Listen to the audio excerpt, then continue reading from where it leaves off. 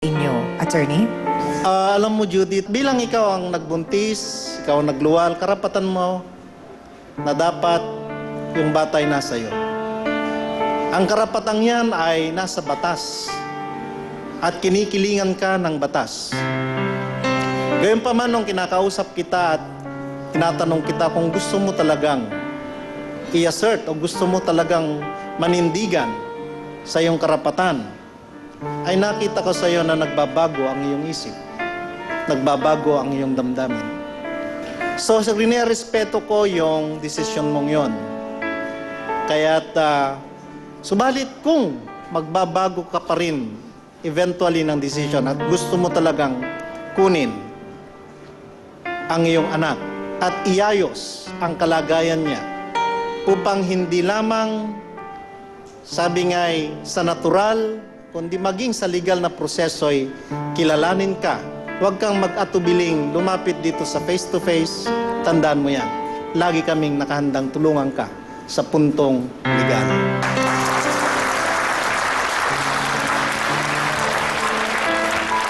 Alam mo, Judy, tama yun eh. Kanina, nakikita ko parang, ay, napaka mabuti ng na desisyon na gusto niya, na kukunin niya yung bata. Pero ang nakikita ko, handa ka na bang maging ina? Kasi sa biglang kukunin mo, tapos biglang pag-usapan na lang po namin na nagiging indecisive ka, nakikita ko na meron pang hindi ka pa ganun ka-prepara na maging ina.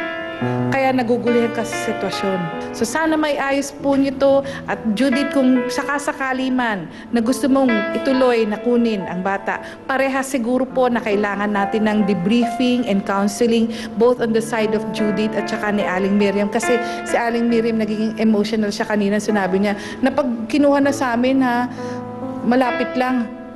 Hindi po pwedeng malapit.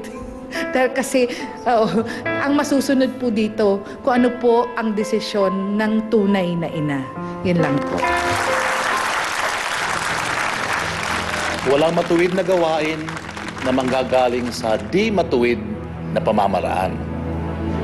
Sa unang-una pa lang, Aling Miriam, ay mali na ang pamamaraang ninais nyo labag sa Diyos. Sino ang nabiktima? Sino ang ginawa niyong parang bagay? Ang iyong pamangkin na si Judith, na sa murang edad, akala niya ay dahil sa awa at pagmamahal sa iyo, ay sumunod. Kaya manikluhod kayo, humingi kayo ng tawad, Kuya Jimmy, at Aling Miriam sa panggagamit niyo kay Judith. At dito, ang Panginoon na narito pa rin. Nag-aantay lamang na kayo'y humingi ng tawad. Nag-aantay lamang na kayo'y umamin sa nagawang kasalanan. Salamat po. Marami pong salamat sa ating trio tagapayo. Judith, ikaw ang magdidesisyon at ikaw ang may karapatan kay Baby Sofia dahil ikaw ang tunay na ina. Ano ang desisyon mo? Gusto ko po sana mangyari na payagan na lang nila ako na mabisita yung bata kung gusto ko araw-araw. Total, kilala naman ako ng bata eh. Hanggang sa magkapatid. Bilang ano? Tita po. Bilang tita. At yun ay sapat na sa'yo. Opo.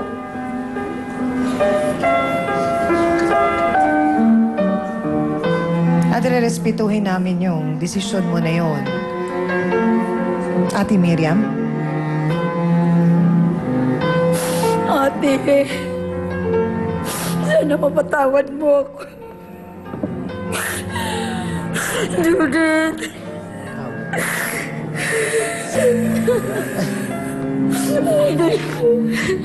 Patawad. Huwag kayong mag-alala. Yung anak mo.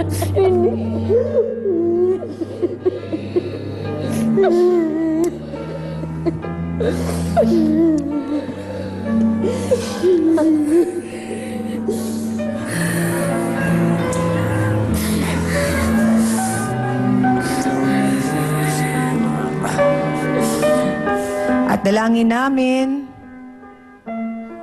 na si Baby Sofia sa gabay ni Mang Jimmy at ni Ate Miriam na maging mabuting bata, mabuting tao, mapagmahal, mapangunawa, mapagbigay.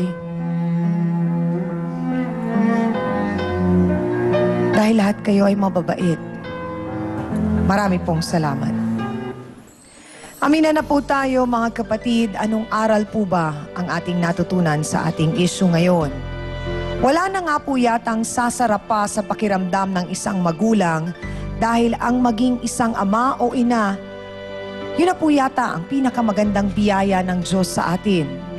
Dahil po sa pagsasama ng bawat mag-asawa, ang anak po ay ang nagpapatibay ng samahan at nagiging pundasyon ng isang tahanan. Pero may mga tao pong sadyang hindi nakadestinong maging isang magulang. Masakit mang tanggapin ang katotohanan ito, hindi pa rin ito dahilan para gumamit tayo ng ibang tao upang matupad lamang ang kagustuhan natin na magkaanak. Lalo pa nga kung may isang buhay ang masisira at maaapektuhan. Para po sa ating face-to-face, heart-to-heart thought for the day, lahat ng tao ay pwedeng maging anak, pero hindi lahat ng tao ay pwedeng maging magulang. Salamat po sa inyong lahat mga kapatid. Thank you din sa aking co-host na si Hans Martel. Sa Dance Squad. Salamat din sa iyo, B1 at B2. Sa ating pong pinakamamahal na trio, Tagapayo. Ang ating pong mga sausawero at sausawera dito sa studio. At sa lahat po ng ating mga bisita na nagtiwala sa atin po para ibahagi ang kanilang mga totoong kwento ng buhay. Maraming salamat po sa inyo. Ganun din sa ating pong mga sausawero at sausawera online worldwide. Maraming salamat po. Pwede po ninyo akong sundan sa Twitter, Perez Ami, ang aking account. At ganun din po, si Hans Mortel. Ako pa rin po ang inyong pambansang kapitana, ang inyong Chang Ami, na laging nagpapaalala ang problema. Pwede mong tawanan, pero hindi mo yan dapat talikuran. Kaya kung may problema ka, harapin mo, pag-usapan natin yan. Para po sa inyo to, mga kapatid. Ngayong Martes, palengkerang bibi, malakas daw mang-api. Maingay nanay mo?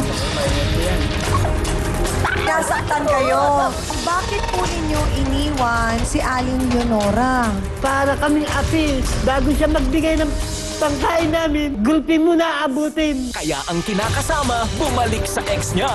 Kailan po ba kayo nagkakilala? Mga 1980s. Siya ang nakabirthday sa akin. Oh. Hinanap niya ang bahay ko hanggang sa natagpuan niya. Sinuong Para niya makita bagyo, niya ako. araw, kidlat, Oo. kulog. Yan, Makahanap totoo lang yan. kayo. Nung sumama daw po si Mang Dani sa inyo, pumangit. Masakit mang sabihin, pareho kayong walang karapatan. Nasa sa inyo po ang desisyon, Mang Dani. Face to Face. Ngayong Martes sa bago nitong oras, 4:30 p.m. Bago ang T3, dito lang sa T.